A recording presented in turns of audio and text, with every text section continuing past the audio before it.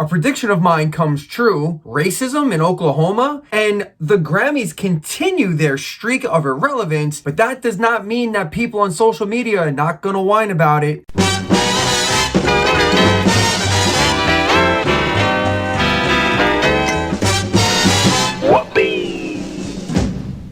Hey, what's happening? It's Chris, Redbeard Videos, here with another edition of Quick Takes for you. And today, well, the rampant idiocy going on in the world is so much worse than the actual tragedies that are happening, or so you would think, that I feel like all the stupidity that's going on in the world is actually distracting us from what's really terrible in the world. So let's talk about that, okay? Because if I turn on the real news, I don't joke about offing myself very often, but it's grim. This morning, Minneapolis is on edge. Buildings already boarded up, barricades built, and plans are in place for 2,000 National Guard troops as Derek Chauvin, the former police officer accused of murdering George Floyd by kneeling on his neck for more than 9 minutes, prepares to stand trial. The nation tonight has marked a new watershed moment in the COVID-19 pandemic.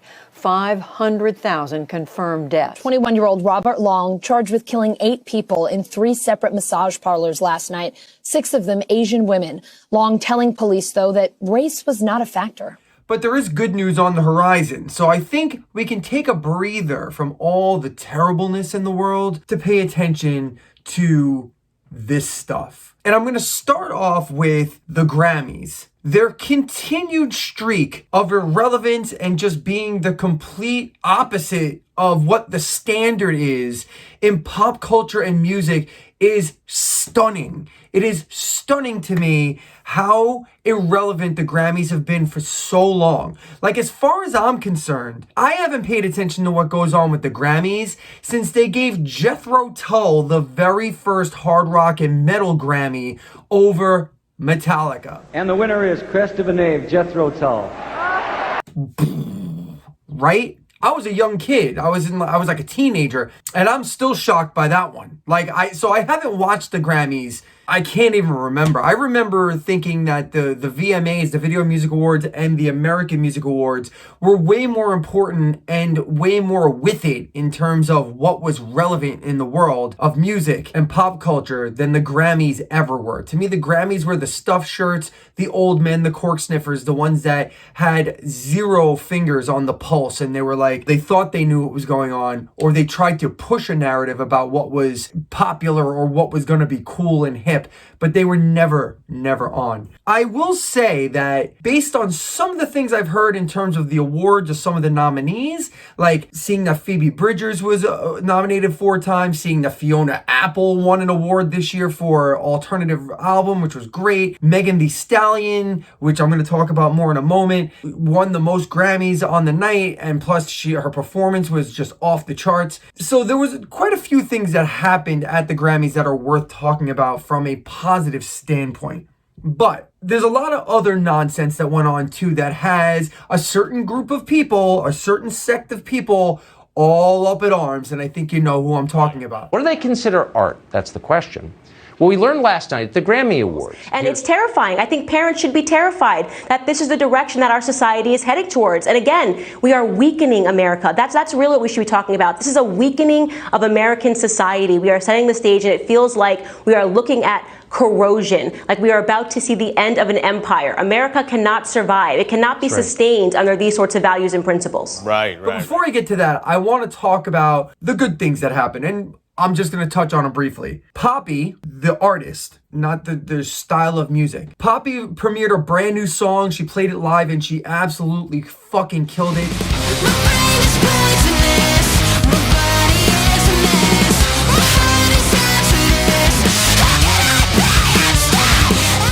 Sadly, it wasn't on the live TV show. It was on the premiere show, I guess they called it, which was streamed online. And the biggest controversy, well, was it the biggest controversy? Well, yeah, because one controversy is just a constant thing that's been going on for almost a year now.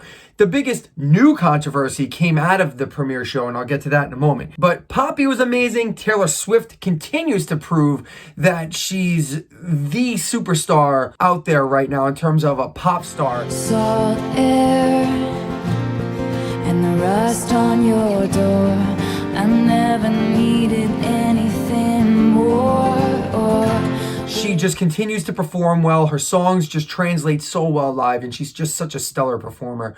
So it's wonderful. Billie Eilish is proving herself to be an emerging star, someone who is so relevant and so important to pop music right now, because she is not your run-of-the-mill pop star by any stretch of the imagination. She is completely original and completely different than anything we've seen before. If I could change the way that you see yourself, you wouldn't wonder why you're here.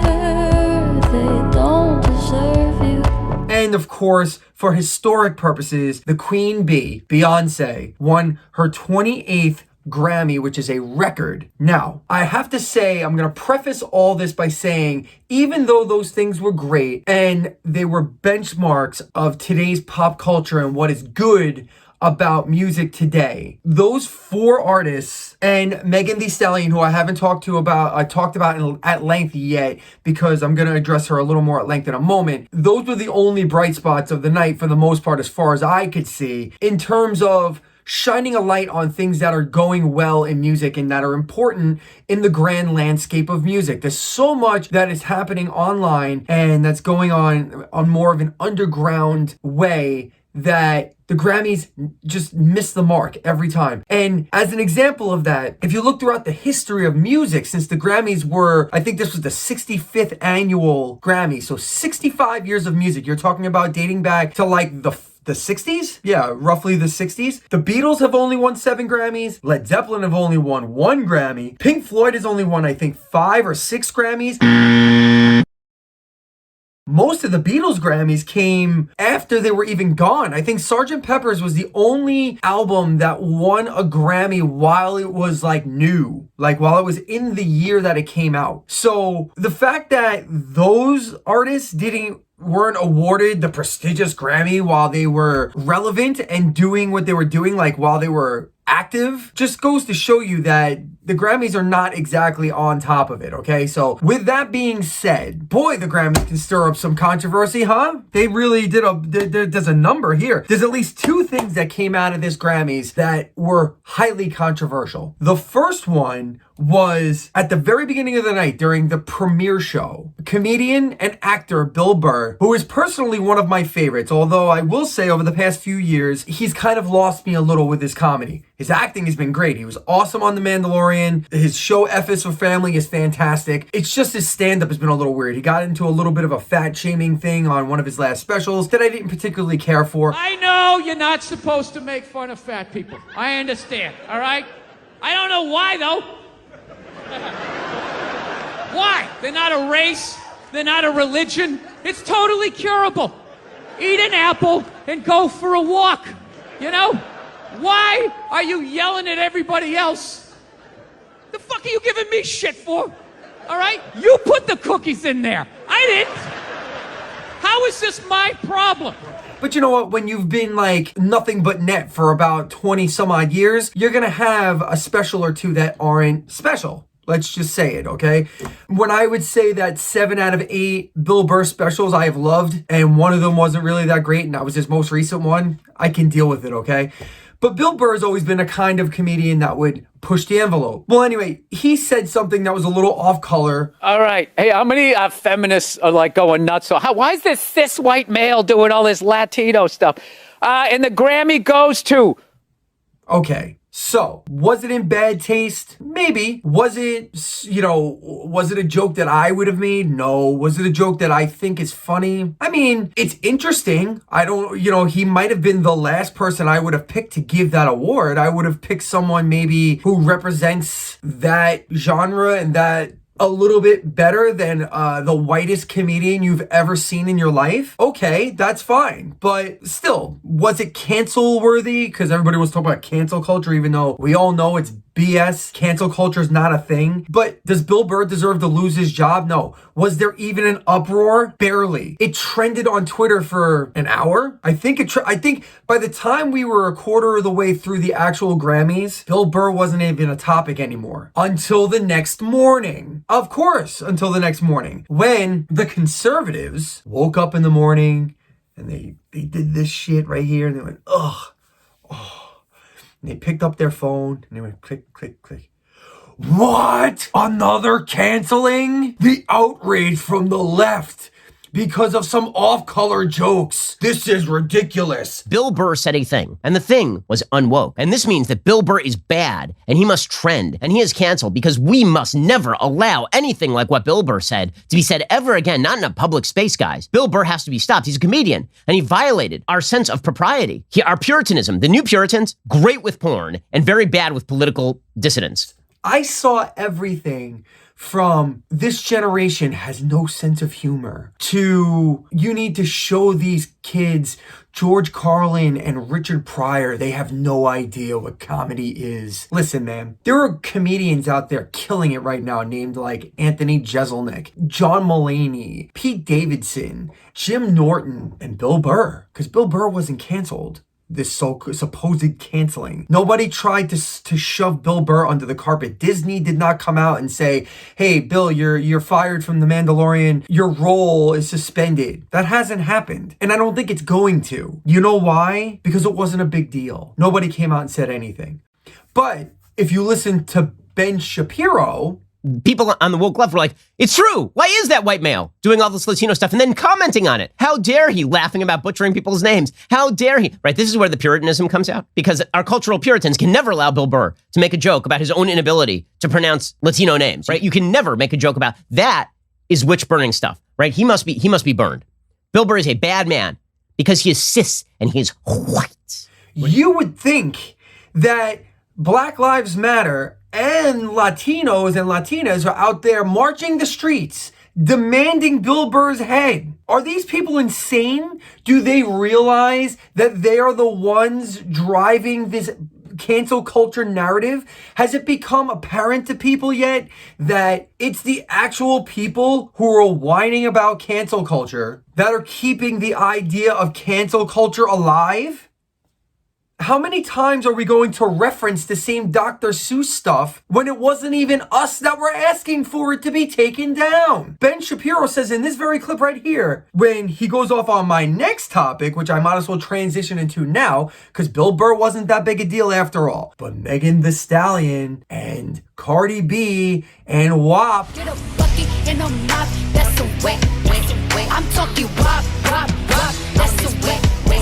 Now make it rain if you want to see some wet.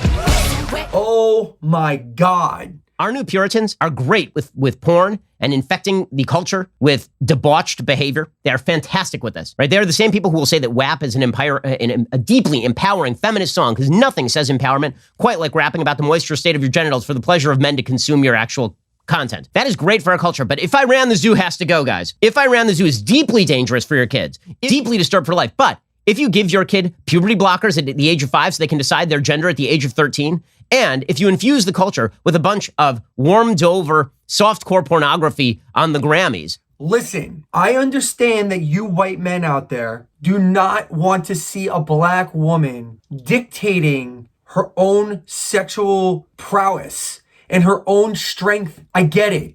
I understand it's terrifying to you. It makes your dick shrivel up. I don't know what the problem is.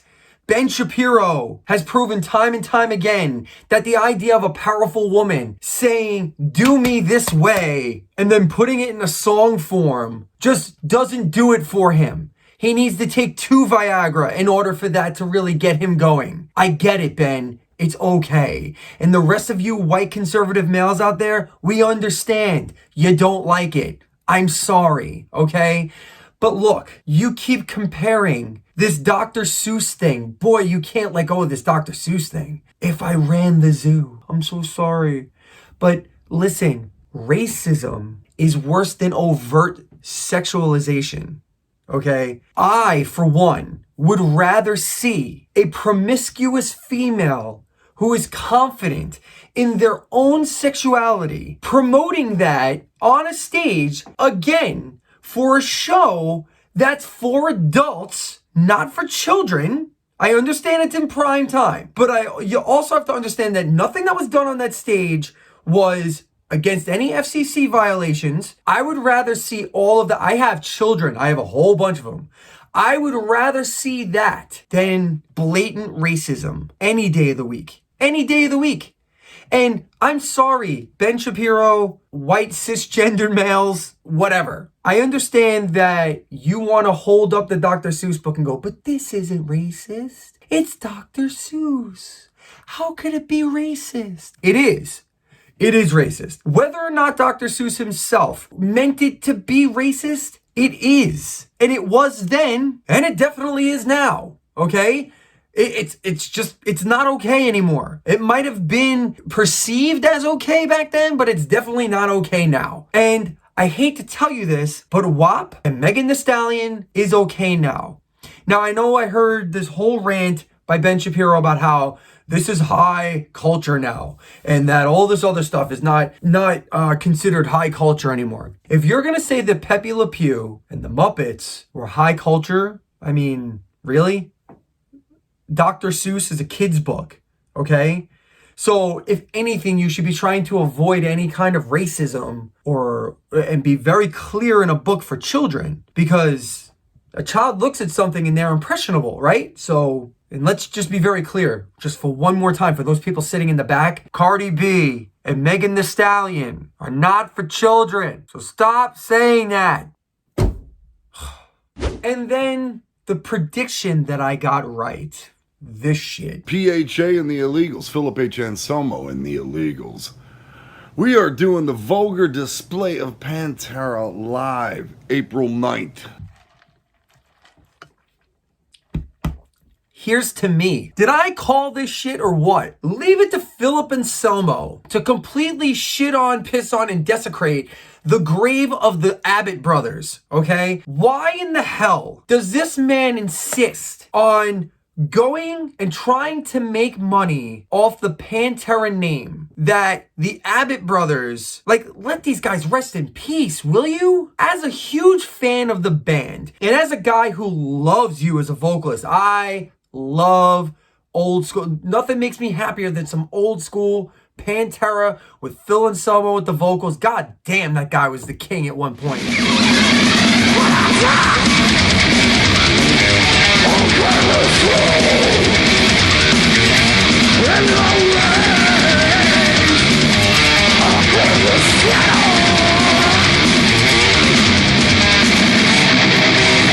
Seriously, he was the king when it came to vocals back then. A metal vocalist, was there one better in the 90s? I don't fucking think so. But this is embarrassing. First off, I don't think he sounds that good. Now, granted, he's had like a whole year off plus because of the pandemic. So perhaps he's got his voice back, let's just say. But judging by this promo, like, it sounds like he can barely talk, let alone fucking get ramped up and do like No Good or A New Level. Like, is he really gonna try and do that? Okay, I guess time will tell whether or not he's gonna sound good, so I'm not gonna judge that. What I will judge is, though, the blatant money grab this is. Because I'm telling you right now, if Vinny was still alive, this wouldn't be happening. Vinny would be fighting this tooth and nail. And if Daryl was still alive, I bet he'd be fighting this tooth and nail as well.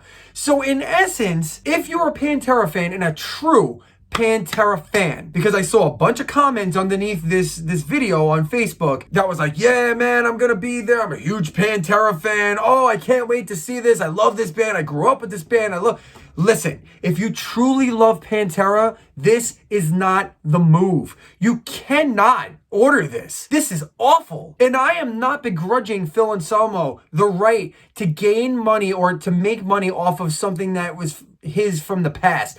But this is a very unique situation. This is not like all four members are alive and they've all agreed, or Daryl and Vinny are still alive and they're just being assholes about it or whatever. Look, They're dead. Now, unless there's an interview somewhere, which I haven't seen, where someone came out like Vinny's widow or like Daryl's family or the Abbott family has come out and gave their blessing on this or whatever the hell they need to do. If that happens to surface, then you know what? I can't be angry about it, I guess. Okay, I still think it's bullshit and I may or may not watch it. I think I may listen to it just to see what it actually sounds like, but I'm not going to pay the money for it. I'm not going to do that. I'm not going to give them my money because I also don't like the fact that, I don't know, Phil has come off with some racist shit over the past 5 to 10 years. I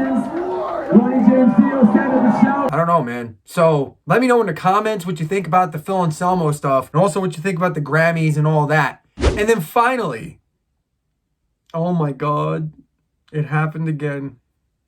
Racism in Oklahoma. We'll be right back here live after the national anthem, ladies and gentlemen. They're kneeling.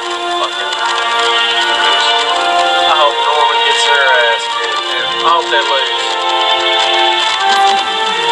Come on, Midwest City. They're going to kneel like that? Hell no.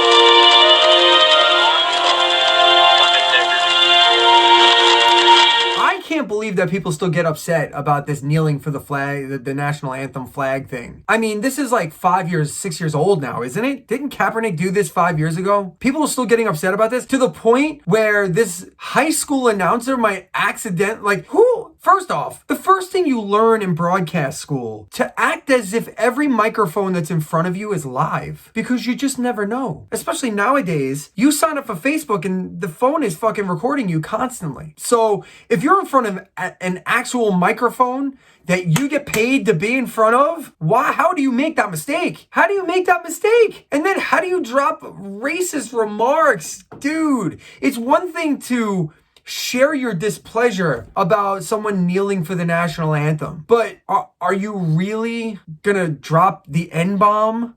Like, is that really a thing? I mean, I'm shocked when I hear it anyway. But like when I hear it from a white guy in front of a live microphone calling a basketball game in high school, that's like the grand slam of idiocy. Like, how fucking stupid are you? They're going to kneel like that? Hell no. This is like the clip of the year already. It's March. I don't know how any clip comes out this year that tops it, but I'm sure Ben Shapiro's got something for us. And if you cross the woke pagan culture, then you must be destroyed. And that's it for our quick takes this week. What do you think? By all means, please drop me some comments down there in the comments section, and I'll be sure to get back at you if you have anything you have to say to me.